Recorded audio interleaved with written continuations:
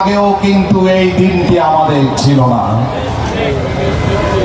অনেক ত্যাগ তিতিক্ষা, অনেক যুদ্ধ, অনেক আত্মহুতি, অনেক আত্মীয় স্বজনকে হারিয়ে আজকে আমাদের এই জামাতের সম্মানের মঞ্চে আমরা উপস্থিত হয়েছি।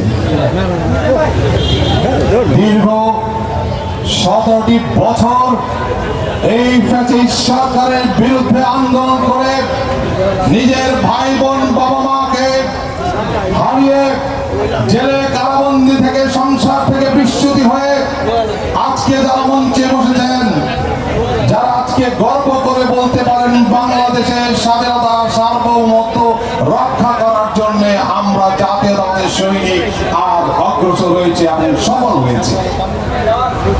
যেই গণতন্ত্রের জন্য যে একটি ভোট, আমার ভোট আমি দেব, যাকে খুশি তাকে দিব, সেই ভোট এই আদায় করার জন্যই দীর্ঘ 17টি বছর আমরা ফ্যাসিস্ট সরকারের বিরুদ্ধে আন্দোলন করেছিলাম। কিন্তু সেই আন্দোলনে আমরা অনেক কিছু হারিয়েছি। অনেক এমনও হয়েছে বাবার মৃত্যুর মার মৃত্যুর পর তার জানাজা দেওয়ার আসার জন্য তাকে প্যারোলে মুক্তি দিল, তার হাতে হাত করা হয়েছিল, তার পায়ে বেড়ি ছিল এই জামাতের নেতৃবৃন্দের মধ্যে। কাজে আমরা আন্দোলন করেছি, আমরা শহীদ প্রেসিডেন্ট জিয়াউর রহমানের অনুসরণ, তার সুযোগ্য নেতৃত্বে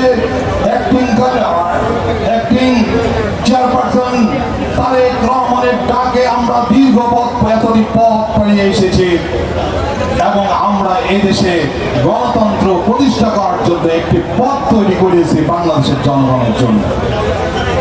5ই আগস্টের পূর্বে আমরা যে যুদ্ধ করে আজকে এই পর্যায়ে এসেছি, এখন 5ই আগস্টের পরে নতুন করে একটি ভাবনায় দেশ গড়তে হবে, যে দেশ শূন্য হয়ে গেছে, ভেঙে চলে ছাড়খাড় করে সেই দেশকে গড়ার জন্যই এখন জামাতের সম্মেলন এবং 31 দফার জন্য লড়াই।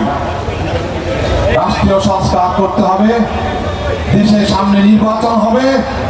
আমরা যারা আত্মহতি দিয়েছি, আমরা যারা গর্ব করে দেশের স্বাধীনতার গণতন্ত্র রক্ষা করেছি, তাদের কাছে আত্মত্যাগ থাকবে। আগামী আসন্ন নির্বাচনে এই যুদ্ধের, এই আত্মহতির প্রতিশোধ, এই আত্মহতির